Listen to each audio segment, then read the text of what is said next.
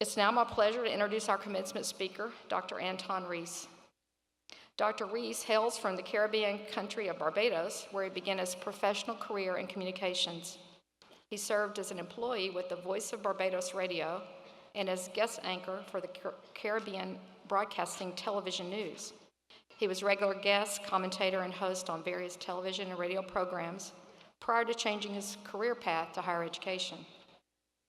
Since that time, Dr. Reece has served in a variety of roles, including becoming the first Minority Affairs Coordinator in the University of Kentucky Community College system in 1990. From 1999 to 2003, Dr. Reece created history again by becoming the first African-American Dean of Student Affairs in Paducah Community College history. He then spent 13 years at the University of Tennessee, changing colors from blue to orange, where he served as the coordinator of academic support, director of student activities, and associate vice provost of student success and director of our Student Success Center. In October 2016, Dr. Reece achieved an historic appointment as the first African American and the second president of West Kentucky Community and Technical College, an institution that ranks in the top 10 among 1,100 community and technical community colleges in the country. Dr. Reece holds a Bachelor of Arts degree in Broadcasting News and a Master of Arts degree in Counseling Student Personnel from Eastern Kentucky University. And he holds a PhD in Educational Psychology and Research in our college from the University of Tennessee. And he's received countless awards in recognition of his impactful work in higher education. Please join me in welcoming our distinguished commencement speaker, Dr. Anton Reece.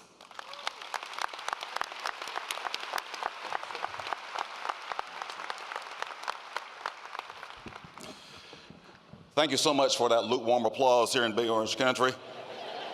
Well, I'm going to get over it eventually. Big Orange Country. Boy, I tell you, I've been waiting a year and a half since I left the University of Tennessee to shout that out because it doesn't sound quite the same when you do it in Kentucky. To this distinguished platform, Interim President Dr. John Zomchak, to the distinguished Dean in his absence, Dr. Bob Ryder, to Dr. Sherry Bell, Jana Spencer for coordinating my trip, to the ever-present members of my dissertation committee, including Dr. Norma Mertz and John Peters and Ralph Bockett. I still keep copies of the signatures on my dissertation just in case they try to pull it back from me, so I'm still legit. I would also like to take this time to pause and acknowledge so many of my colleagues who are here today that I've had the opportunity to work with for the past 13 years at the Student Success Center, Multicultural Center, Academic Affairs, and Student Life. And the incredible opportunity of serving countless numbers of the University of Tennessee students. And I probably would not be able to get out of town today without acknowledging and recognizing my wife, Cornelia Reece, the First Lady of WKCTC, and our youngest daughter, Kiana, who is a senior at the University of Tennessee, Chattanooga. Kiana told me very simply, no jokes on her behalf, just say I'm doing well at the University of Tennessee, Chattanooga, and do not mention she has changed her major 4 times. I know I'm going to hear about that on the way back. To the graduates, family, and friends, I indeed bring you greetings on behalf of West Kentucky Community Technical College, which is an Aspen 4-time ranked in the top 10 out of more than 1,100 community technical colleges nationally. You need to know that I rise each day on my dream job as president of this unique institution, but clearly guided, and I want you to hear me, by the fact that my level of preparation and success is grounded in the graduate education I receive from the College of Education, Health, and Human Sciences, and the various roles that I've served in academic and student affairs. I bring this significance of a UT education to your attention and must ask on some level rhetorically, what makes you unique? There are graduations happening all over the country. How will you separate yourself from graduates from other colleges and universities? in many cases competing for the same jobs, same opportunities, or graduate studies. Well, you are unique because you are volunteers, and volunteers are different. You see, you took the extra step to maximize and engage our world-class faculty. Give them a round of applause, by the way. You have engaged our world-class faculty present here tonight. And so you will separate yourself because you have received and contributed to the highest level of rigor, challenge, and high expectations of teaching and learning in this special place. So in my brief remarks, what advice can I share with you? You know, I sped with all deliberate speed on I-24 to I-40 to really present the heart of my message this evening, which centers on a powerful and timeless quote from Dr. Martin Luther King, who in January we celebrated 50 years since his passing. His quote is, "Life's most persistent and urgent question is, what are you doing for others?" And as I've reflected on this incredible quote and his legacy, I'm even more convinced about the need for a focus and to produce more servant leaders in our society. Well, what am I suggesting?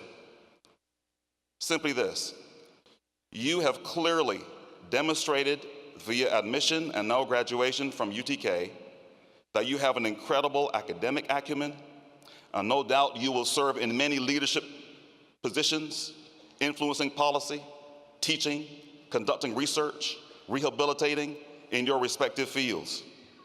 But what is equally, and if not more important, is the reality that when you depart from this place, and some of you may return to your hometown, I hear those groans, by the way, or plan on venturing into different areas of the country or the world, let's make a note to self that there are real challenges and opportunities waiting for you. We need all hands on deck to make our cities, communities, and neighborhoods safe and more vibrant.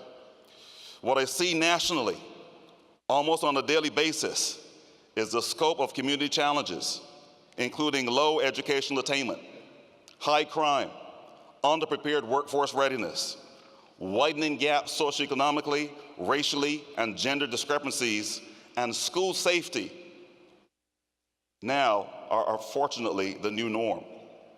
These are persistent and urgent issues. So how will things change? How much longer can we allow this to go on? Generations before you have tried, and on some level address these issues with some success, but some would also argue there's a lot of work to be done. Who will finally turn things around? See, this is where you come in. And why? Because again, you are volunteers. And if nothing else, at the University of Tennessee, we prepare unique leaders for this day and time. Look, the evidence is clear in the annals of history that brave Tennessee soldiers signed up and headed into battle as others were contemplating what to do. This is your time to embrace and showcase the volunteer spirit. Need I remind you of our volunteer creed, the one displayed at the foot of the torchbearer? The one who bears the torch, shadow of thyself in order to provide light to others. So let us together co-construct a new way of leading and thinking in our respective disciplines and career paths moving forward. Allow me just a little bit longer to make it plain. If there is one thing I have learned over 27 years in education, broadcasting, and community involvement, is that things will not change until you change and make the sacrifice, jump in, take risk, contribute where you see voids and unmet needs, take the extra steps, create blueprints where there's none to follow, find the resources when there are no resources. In essence, I'm challenging you to get comfortable with becoming comfortable as you press forward in your respective areas, because decisions you will have to make in your role amidst society's challenges and needs. And I'm not asking you to do something that I'm not willing to do or something that I've just heard about. No, I'm truly a volunteer and a torchbearer for life. You know, as mentioned as part of my intro, my background in broadcasting news. From where I stand, that was my path and direction in life. I wanted to be the guy doing voiceovers at Hot 105. First it was the Palm Beaches, then Coral Gables, but now, the bad boys of radio, Terry Alexander and Anton Reece. But that didn't happen. I became a college president. And so I shifted. And as president, I rise each day, embracing and seeking opportunities for others. I unapologetically advocate, persuade, remind others that we have a duty of maximizing access to the underserved and minority populations. I am humble and respectful when I peer into the face of individuals who've been laid off after decades of work, closing factories and businesses. I see our traditional age students seeking ways of preparing themselves to transfer to four-year institutions. But I will tell you that ultimately, the most rewarding aspect of how I address the question in terms of service to others is this time of year that we call graduation. You see, last weekend, I had the privilege of conferring the degrees and shaking the hands of every graduate and embracing, respecting, and saluting their academic journey. For you see, family, friends, to the untrained eye, it may look in moments as simply students coming across the stage in robes. But you know that you've had a journey. And for some of you, that journey was not easy. You demonstrated resilience, persistence, overcoming incredible odds of fulfilling a dream that is not only powerful for you, but for your children and children's children that are yet to come. So I salute you on this day. My fellow graduates of CEHHS, you've persevered, you've succeeded, and now this is your time. So celebrate with your families, reflect on your enormous accomplishments, but on Monday morning, remember, it's game on. Let's roll our sleeves up. Let's get to work. And in closing, in the words of my broadcast legend, Casey Kasem, who always ended his shows with, keep your feet on the ground and keep reaching for the stars. Thank you so much for your attention and time. God bless you, and I salute you. Thank you.